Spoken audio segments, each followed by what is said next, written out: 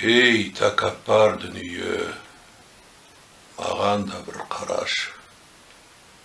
Танимысың сен мені, мен қазақтың баласы. Мы уже 3 заявления написали. РОВД незаконно отказали в рассмотрении. Говорят, идите в суд, в гражданском порядке разбирайтесь. Это что за государство? Не защищают наши права. Рауана Сағадиеваның суық үйден безіп жүргеніне тура бір апта болды. Әйтпесе саяжай аумағында салынған көздің жауын алатын коттеджді сатып алғанына жарты жылда болмапты. 2 баласын құшақтаған келіншек қазір көршісін паналауға мәжбүр, өйткені жылудан бөлек суы мен жарығы жоқ. Бәріне бір ғана адамды кінәлайды.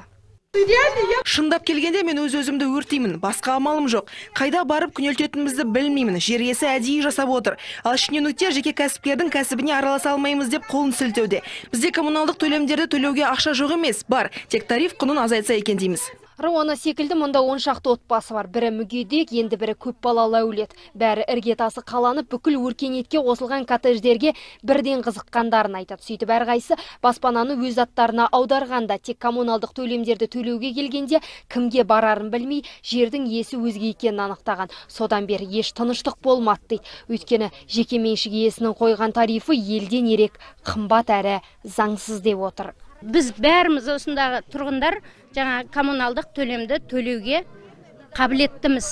Бәріміздің ақшамыз бар қалтамызда. Бізді договорға қол қой деп мәжбүрлеп отыр. Договор жаңа Сергей Уткин түсіндірді ғой бәрін. Заңсыз. Бір жақтылығына жасалынған.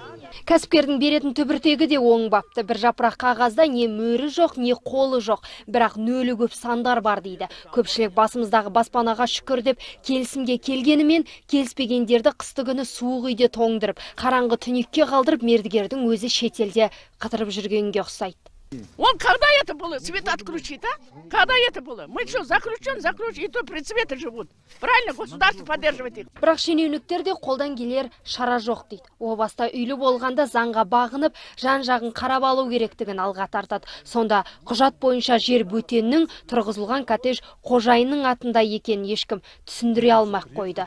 Әйтеуір сотқа барсын деп ақыл айтуда. Привезли им генераторы. Біз оларға генератор әкеліп, жарықтарын қосып бер дегенді бұл мәселені сот арқылы шешу керек. Біз кәсіпкерлерге шектеу қоя алмаймыз. Әкімшілік тұрғыда сотта қаралуы тиіс. Қазір тарифпен де жеке меншік кәсіпкерлермен де келіспеген бір топ тұрғын прокуратураға арыз жазды. Өйткені заңгерлердің бәрі жер сатқан адамның заңды белшеден басқанын кесіп айтқан. Ал қалашыққа өзі би, өзі қожа болып жүрген кәсіпкер шетелде күнге қыздырынып демалып жүргенге ұқсайды.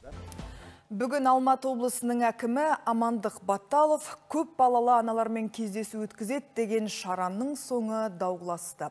Облыстық жастар саясаты басқармасы ұйымдастырған шараға тек 20 жас көп балалы отбасы аудан қалалардан арнайы шақырылған. Бірақ мұны естіген Талдықорғандық аналар бізді неге бөлесіздер деп өздерін құрметтеуді талап етті. Алматы облысының әкімі Амандық Баталов сағат 2-де көп балалы аналарға құрмет көрсетеді дегенде ести сала алып ұшып жеткен аналар бұл. Бірақ олардың барлығы шақыртусыз келген жандар. Басым бөлігі өткен аптада ғана облыс әкімінің қабылдауында болғандар. Бірақ сол жердегі уәде сол күйі қалды деп бүгін өңір басшысына реніштерін жеткізуге келіпті. Баста никакие перемены происходят. Ты что думаешь, Баталов будет сидеть?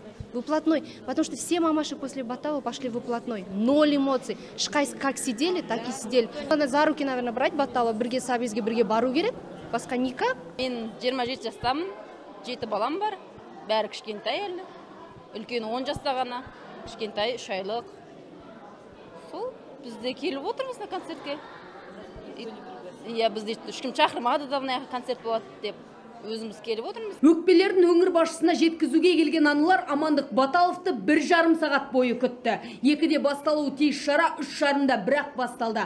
Тіпті құрметпен шақыртылған 20 жас отбасы 100-ге жуық бала шағасымен шараның тездетіп өткенін тағатсыздана күтті. Ал облыс әкімі өзі келіп қатысады деген шараға Амандық Баталов емес, оның орынбасары келді. Елдер қабылдамайды, бізде футболит туда-сюда. Сіздерге не деді? Бюрократизм деген нәрсені тоқтатыңыздар деп айтылды ма? Айтты. Каждый мені кездесесіз. Понедельник күні маған каждый индивидуальный маған. Осылайша облыстық жастар саясат ұйымдастырған шараның мәні де мәнісі де кеткендей болды.